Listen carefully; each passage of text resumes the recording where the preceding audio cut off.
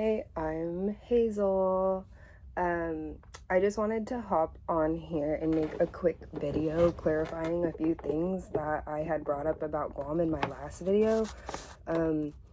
Quite a few people DM'd me like for clarifications on these things, so I thought it was better just to make like a blanket video.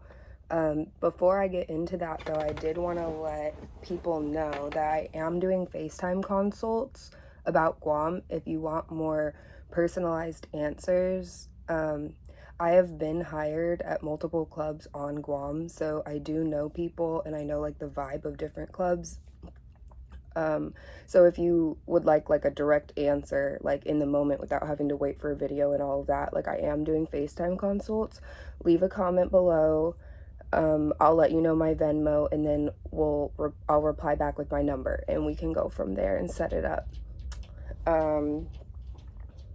Honestly, like before my first time, I wish I would have had something like that, because when I went into it, I didn't know what was going on. I literally thought maybe I was getting sex trafficked at one point. Like, it was strange. So one of the things that I wanted to clarify, and then I also got asked about it a few times, were housing and housing options. So it's different in different clubs. I know one club on the island that I have not worked at has housing apartments that are $15 a day, where you have your own room, but you live in the apartment with one or two other dancers that also pay rent to live there. So you're sharing like common areas like the bathroom and the kitchen, but you have your own individual room, which is nice. At the club that I worked at, both times I went in Guam, I was working at a club that assigned you a roommate to your room. So you really didn't have like any sense of privacy. For some people that's fine, but like for me, I've been to college. I'm not trying to live dorm style again. Like, I don't know. The first time I was in Guam, like I can make a whole separate story time about the roommates that I'd been given, because I'm pretty much 0 for 2. Like, or whatever means I've lost both times I've gone. Like, I have not had a successful roommate that was assigned to me.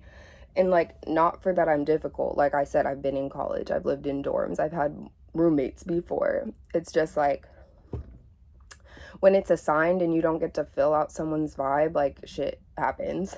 Also, I was stolen from by my roommate in my room twice. So the first time I got $600 stolen from me while I was working, and then the second time I had a lot of high-end makeup and perfume stolen from me that were gifts from people.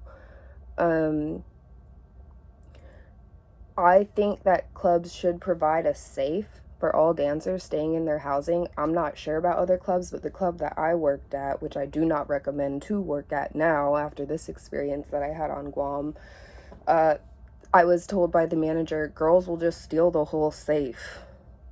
And I'm like, yeah, and then bring it on a plane and leave island. Okay, no, like, give us a safe so we have some place to store our valuables.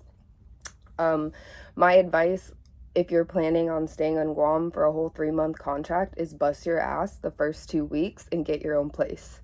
A lot of places in Guam do not check all the things that an apartment on the mainland would. I had an eviction on my record and I still was able to get an apartment that was really affordable. It was like 15 minutes from my club and like $900 a month. That really worked for me. Okay, vape break so I can catch my breath. I have to edit this part out. I'm bad at like consecutively talking. I really am a conversationalist. Like, I like the give and the take of talking to somebody. Okay, so the second thing that I wanted to clarify was getting your flight paid for to go out. That sounds nice, but in reality, what it is is that the club will front you $1,500 to fly out. Not to mention, the clubs usually pick the most expensive flight out, so it will be $1,500 to $1,800 when you can find discount flights to Guam from California for $1,100, you know? So they're like really taxing on that. And by pay for your flight, what it actually means is when you're on Guam and you work, you're salaried. So at the club that I was just at, I made $500 every 6 shift I work. That ended up being $88 a shift. So what they do is they hold your 500, so your flight was $1,500. They're going to hold your first 6 shifts, 500. Next 6 shifts, 500. Next 6 shifts, 500. They're going to hold that. So they're not going to pay you your salary. That's you working off your flight. If you choose to leave island before that, you can fly yourself off, and then like you signed a contract with the club so they can and might go after you for the rest of the flight money, because you can't just like fly out, try it, then dip, you know. So that is like more how it is. The first time that I went to Guam, they flew me out, so they were holding my checks. Luckily, the club was busy and I was doing good and making enough money to like pay my bills, but I didn't make enough to get my own place. What I did this time is I flew myself. So right at my 6 shifts, I got a $500 check. And at my 12th shift, I got another $500 check, and they couldn't hold it because I didn't owe them anything. I flew myself to Guam, and it was more risk-free for them.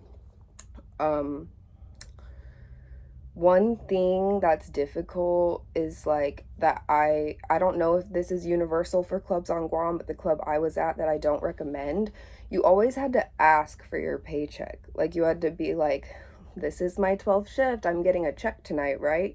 And they're like, you're only on day 4. And they'll like go back and it's confusing and it's like written in Korean and like, I don't know. So I had a hard time like validating that, like, no, I am supposed to get a check today. They'd be like, no, you get it tomorrow. So I'd work another shift and get it tomorrow. But really, I think they were just like gypping me on days. I don't know. So like maybe they weren't, maybe they were. But also there were discrepancies when it came to getting my money at the end of the night. I think I explained in my last video how on Guam you get coins for the drinks that you drink, and then at the end of the night you trade those in and get cash. You get half the equivalent and the club gets half the equivalent. $20 coin, I get $10 and they get $10. There were many discrepancies when I just had like many coins that they would like gather my money and then count it back to me, and I'd be missing $200. And like obviously we're dancers, we're drinking, like we're lit, and it's like I feel like they thought they could like run one up on me because I'd be like, that's 200 short, and then they'd be like, oh, already have the 200 and put it down. Like they didn't have to like go back to the cash register and count it. They were like, okay, here's your money. And then I was like, and then they're like, okay, fine, here it is. Like it was like low-key sketch. So if you do go to Guam, monitor all your days, track yourself, track your own income. Like also, for every $1,000 that you make in the club, which is technically 2, so for every 1,000 you bring home, because you're splitting half and half with the club, you get a $100 bonus. So for every 2,000 that you net, even though you only get 1,000, you get a $100 bonus. And there were weeks where I made several $1,000s and I would only get a couple $100 bonus. And like it didn't seem like it was matching up, or they like wouldn't count one of the days that I made like a lot of money for that week so that they wouldn't have to. And like again, maybe they were, maybe they weren't, but as far as me, like I didn't get a good vibe, and it didn't seem like above board and or legit, because they're trying to make their money too. Like they get half of what you make. Like they're not your friend. Like you are a money making machine to them. Okay, so that was that part. And then, break.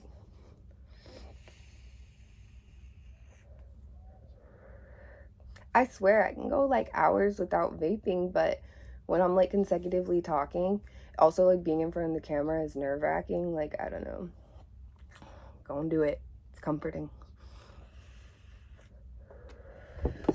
So, another one of the things that people wanted to ask is how much you make monthly. So,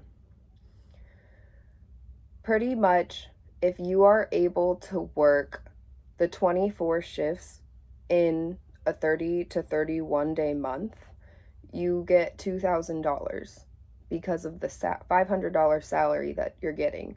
For me, that was enough for all my bills, my apartment, paying down debt while I was there. Like, that was enough. That everything that I made in the club was like positive. You really only make money when carriers are in. So Guam is a military island. There's an Air Force base and a Navy base, and that really is like the bulk of the business on Guam. But again, like there isn't always military action going on Guam. So when I first got to Guam this time, I guess I didn't even explain like how I went back. I left in February of 2022, then came back in May of 2022, end of May. So I spent like a little 4 months out there this year. When I first got to the island, for the first month or so, several ships had come to port in Guam. A couple of carriers, which are really big ships, like they're like traveling cities, like several thousand of people on them. So the clubs were pretty busy consistently for a month, and I was making at least, it's like good is relative where you are, and I'm not gonna play with you. I'm gonna tell you exactly how much I made. Like, it would be weird to not make $1,000 on a weekend then.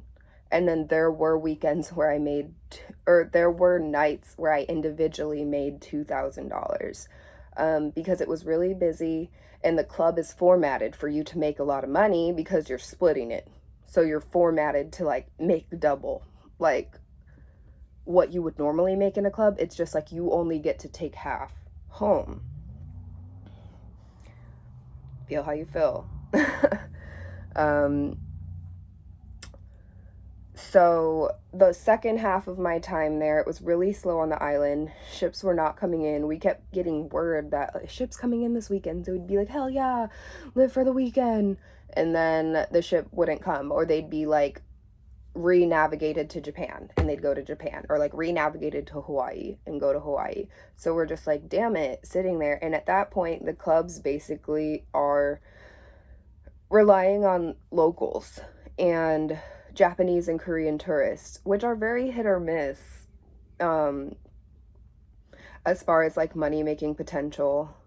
And then the club is always still fully stocked with girls, like just as much as on the weekend during the week, because you're paid per shift. So like even if nothing's going on, you have to be there. Like, so you don't have any sense of individuality as far as like, I'm gonna take tonight off. They pre-make a schedule and you can pick your days off in advance, but you don't have that independence of like a mainland stripper, like waking up like, I'm gonna go to work today, and then waking up and being like, well, I'm not gonna go to work today. Like, you don't have that option. Like, you really are an employee because you're making that $88 every night and you're expected to be there. So I guess that sums up like the money.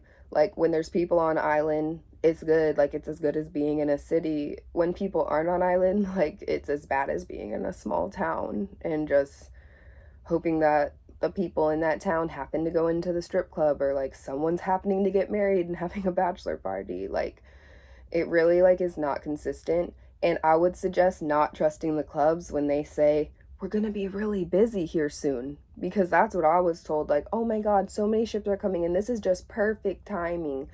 No, I'm gonna get my coffee, but I'm still gonna talk. Then when I got to island and it was hella dead, it's like, well, why'd you even bring me out here and tell me it was gonna be hella busy? Like, y'all had enough girls.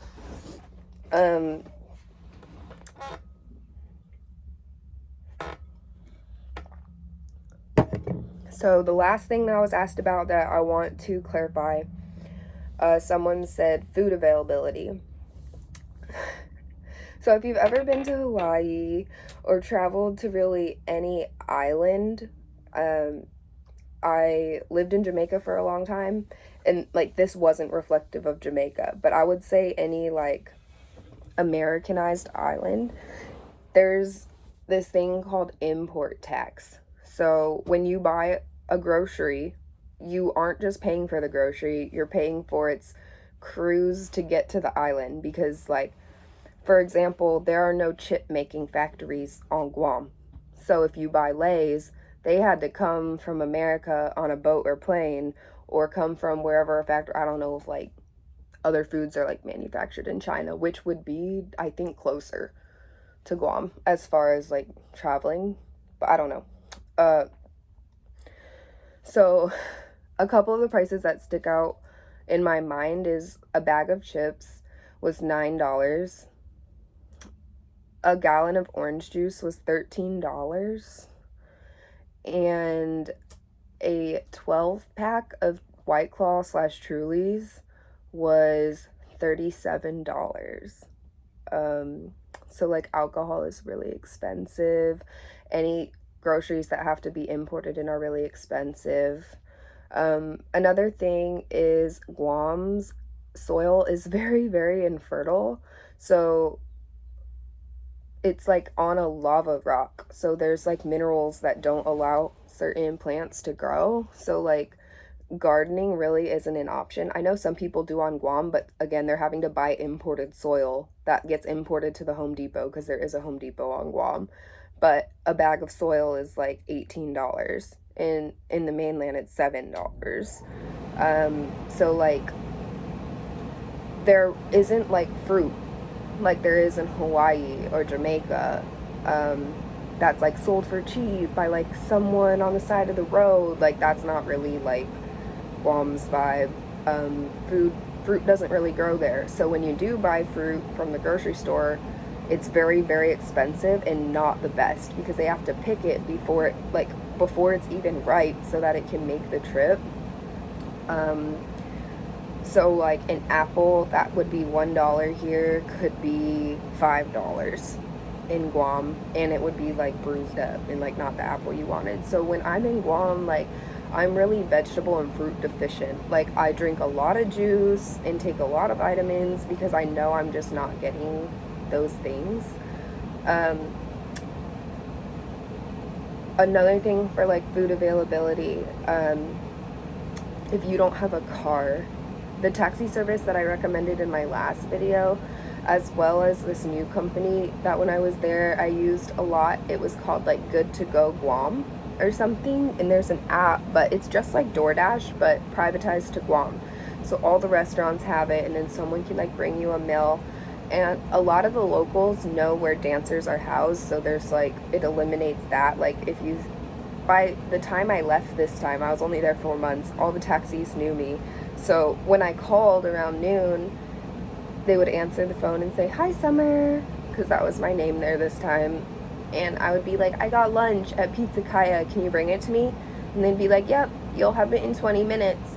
And they knew where I lived. Like, it was way more useful than like DoorDash or any of that. I much prefer like the slow speed of stuff on Guam and like how everyone knows everyone and it's more local.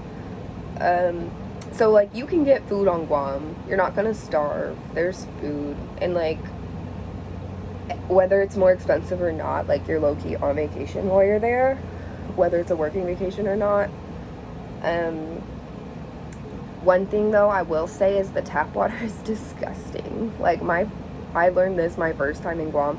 I basically live off bottled water when I'm there, or I get water bottles. I fill it with the tap water and I put a little lemon juice in it and then freeze it.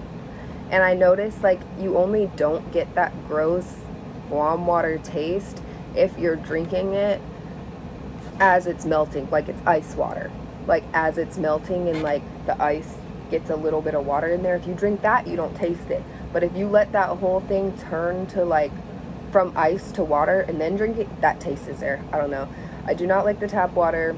Budget in for bottled water, or get one of those bottles with like a filter. That probably would have like saved me a lot of money. Okay, so that's everything I had on my list to talk about. Again, leave any questions in the comments and let me know if you want to do a FaceTime consult.